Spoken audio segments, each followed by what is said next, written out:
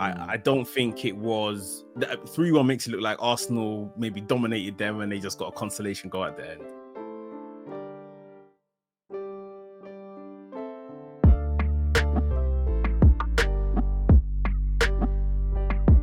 Look, we're talking about it. Without further ado, let's jump in. Arsenal 3, Manchester United 1. We saw something resembling a regular Arsenal starting lineup of what we have come to expect as a regular starting lineup. Zinchenko back at left back, Gabriel back in the center of defense. Wyatt was out on the right back position. He persists with Havertz in midfield, which I'm sure we'll get on to talk about at some point today. Nketiah was up front instead of Gabriel Jesus, who I guess is ready at this point. We're just kind of bringing him back in, generally slowly back into the fray. I was happy to see the starting lineup. We started well, as you said. Again, as you always mention, we could see the goal in transition against Manchester United. Rashford, the whole world and their nans knew what he was going to do, and he done it. I thought the defending there was particularly poor. Even the ball that came through against Eriksen for, but probably could have slid. Sliding might have been a bit eccentric, but he probably could have slid and reached that. And then even when Rashford cut in, like between him and Saliba, probably could have done a bit better. Ramsdale kind of got a hand to it, but it was too much for Ramsdale. Then we go right up the other end. Odegaard gets a goal, and we're right back in it with some nice slick play.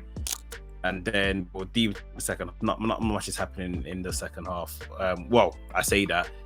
We should have had a penalty. Yep. 100%. And I'm saying we should have had a penalty because I saw the exact same thing be given to Rashford last week. Tell him. And yeah, they gave it as a pen, and so I expected this one to be a pen. No, okay. Now they want to talk about Garnacho being onside. You can't have it all your way, innit? Like it's that's it. Like you thought the official was correct there. I think the official's correct here. We move. So it was 1-1.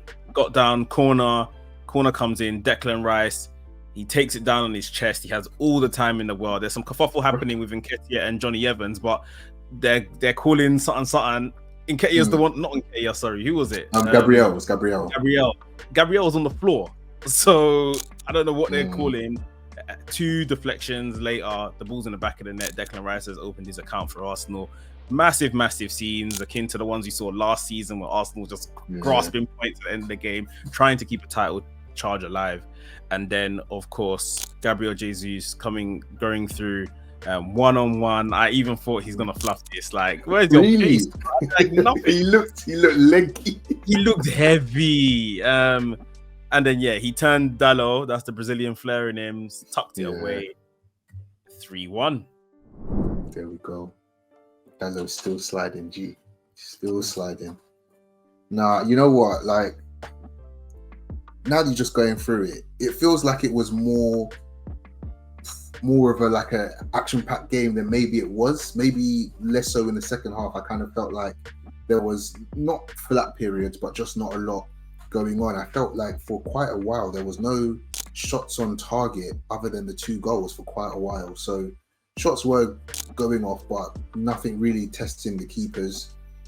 Totally agree with you with the first with the first goal. I feel like White could have intercepted if he had maybe anticipated and stretched, and then he was too far from Rashford. Like, I understand it maybe if he's outside the box or if he's running down the wing, you don't want to be too tight because he can go past you, but in the box, you got to get tight. Saliba just kind of looked like he was trying to, I don't know, just kind of stand in the right area. And I normally think when a keeper gets a hand on it, they should save it. It's not like, it didn't look like a fingertip, like it looked like it clipped like the bottom part of his hand. So I don't know if that's a hand positioning thing, but it's just the same old script with United, through ball, counter attack, and they're up, and I'm just sick and tired of it, man.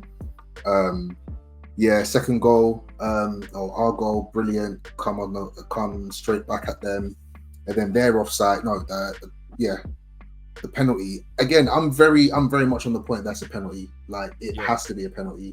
You're running, like, that's the only thing about VAR is that I feel like they need to watch it in real time as well. Because when you're watching it slow, it just looks like Havertz literally brushes him and goes down. But when you're moving at speed, the smallest touch can send someone over. So, but then we got the last laugh. Garnacho through on goal, finishes it expertly, but it's offside, and Rice chests it down. I felt like he had like 10 minutes to position himself to then go. Bro, like, I think the United oh my players, gosh. I think the United players all waiting for each other to go and close him down. Yeah, that's definitely what it looked like. I've been in that position on Sunday League, 100%. You know, you're all thinking the next one's going to do it, and then nobody does. And he chests it, and he like takes about 2 steps back, sets himself, and then the rest is history. Yeah, man, I'm elated. If there's one game I always look forward to, it's against United home and away. You know, I always want to smash them, man. So yeah, we move. Yeah, I think you know, the truth about this game is that 3-1 is completely flattering. Like, I don't think it was 3-1 makes it look like Arsenal maybe dominated them and they just got a consolation goal at the end. Far from the story of this game. Within, you know, there was action, especially like you said in the first half. For us, we done well at our parts. A lot of attacking spots. Martinelli looked very bright, but like the first half story could be summed up in like a minute. Rashford scored, Odegaard scored, done. First half, that was it. Like, so I feel like, and then obviously what happened at the end. Then there was the penalty saga of the second half, the Garnacho situation, and then what we did in you know, the last 8 minutes of extra time. We're going on to 10 minutes because I think Jesus' goal was registered at like 100 minutes or something. Yeah, 110 or something. Yeah, like it was not the scoreline doesn't tell the story, as they say. Yeah, I mean, I felt like just like a 1,000-foot view, United were actually really good building up from the back. In terms of Onana's playing CDM, bruv. That guy, he's unpressable, bruv. And I see us like we weren't trying to press him because there was absolutely no point in doing so. If we pressed him, then you pop it to someone else, so on and so forth. Yeah, a bit toothless up front. I did like the look of Højlund when he came on. Looks like he's going to be a handful. Whether that can translate to goals, but yeah, I'm not sure whether or not we did play well in the first half, but it just didn't really result in any sort of chance other than the goal.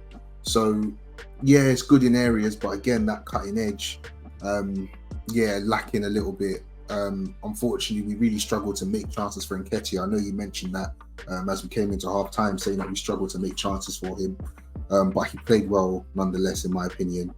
But yeah, man, let's get into this nice and deep. Let's get into this. Yeah. What do you want to talk about? What do you want to talk about before we get to? Because I think we'll save Fabio Vieira and the Havertz situation for its own thing. Yeah. Kind of touch on. I think the in terms of the tactics, I think, you know, we finally saw our preferred back four. Some would say our strongest back four. Maybe, you know, the jury's still out on Timber. Unfortunately, we only saw him for 45 minutes of a Premier League game. But we saw the back four that took us through to win many a game last season. And I just felt way more comfortable. And that's not to say that the experimenting that he's doing is bad or anything like that. I'm totally with it. I understand the need for it. For situations like this, it's just we experimented and we seemed to go back to what was comfortable. So everyone's more at ease. But I do feel like there is, I don't know how to put it. I just feel like it looks so solid in a sense where it's just like, it's just the best concoction, you know? It looks like home. It looks like home. Like you're comfy with it. Like it's what we've come to expect. So even if you take out one element of that defense and replace it with someone else, you're gonna feel like, okay, like I can't lie. When Tomiyasu came on for Zinchenko, I said, cool. Defensively, it makes sense. But I could see going forward, we lost a lot. Like even just that extra man in midfield. There was times where Odegaard was pushing on to try to score. You know, so he wasn't kind of doing what he usually does in terms of coming deep, get the ball, get things going. Then Zinchenko would usually be maybe that man instead, and Tomiyasu is just like half doing it, sort of thing. Yeah. And even when he picks up the ball, he's just looking to pass it on. He's not trying to actually create He's just like ticking the ball along, like so. But yeah, it looked a lot more just like what we've become accustomed to, which I think was important. And I think it is mega important. I put it in the group chat that Declan Rice. I said I can see this guy needs to score a screamer today. Like it was that kind of game, and yeah, it wasn't a screamer, but like look at the absolute scenes. Like welcome, well, you've arrived now. You have arrived, and his performance was brilliant. Like now, I feel like I'm actually watching what he does in the game. Yeah, like and just anytime it looks like they're half breaking, just this guy comes across, stands across a block, an interception, picks up the ball. Yeah, people will say, oh, there's like I'm hearing a lot of, not our fans admittedly, but people are saying, you know, no progressive passes and stuff like that. He's got guys in the team. Why are you obsessed with every midfielder having to make progressive passes, especially when that's not his job role? Like let man do his job. Like what's the issue? Like we don't have an issue, and we're the fans. Like so, this is the thing. You lot that don't support our club, like allow it. Like he's doing his job so well. Yeah, the goal was basically the icing on the cake for what was already a great performance. And I don't know who got man of the match. Was that announced?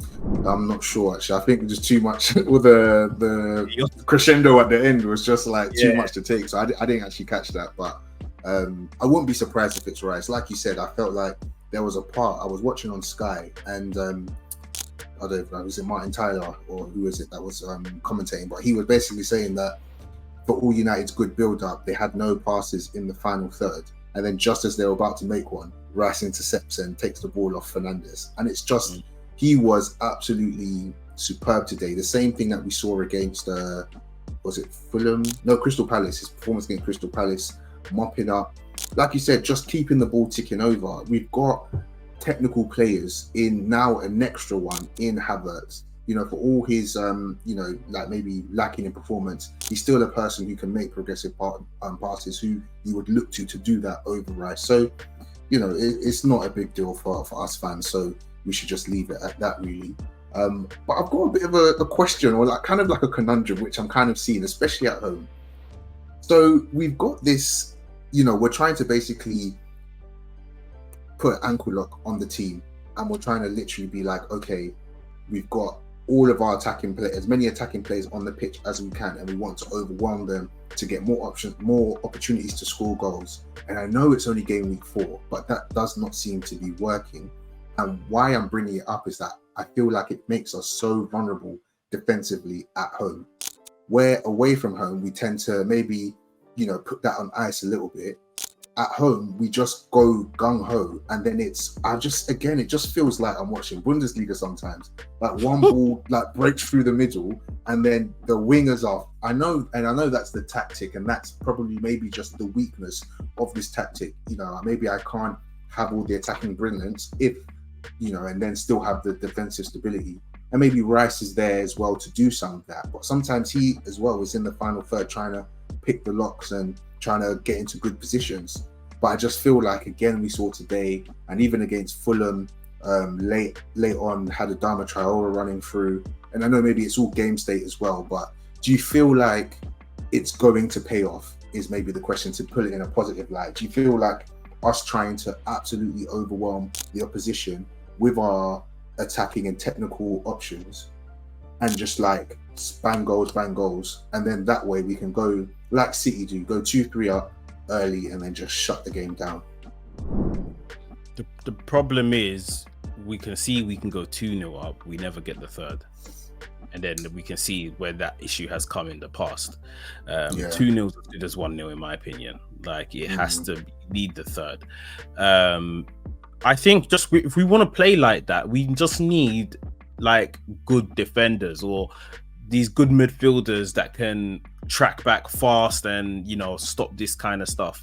Like back in the days when it was the, you know, Vieira and Gilberto almost sitting, and then it's like everyone else go forward and do your thing. You see what I mean? Because we know we've got this cleanup squad ready.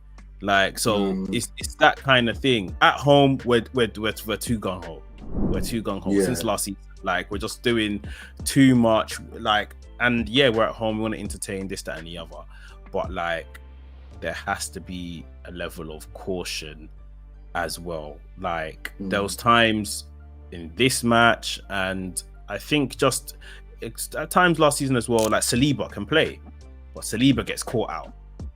Then what? Yeah. Like, so yeah, we just have to be very, very cautious and just not overdo it. But he's gonna keep playing like that because yeah, of course, he yeah. wants.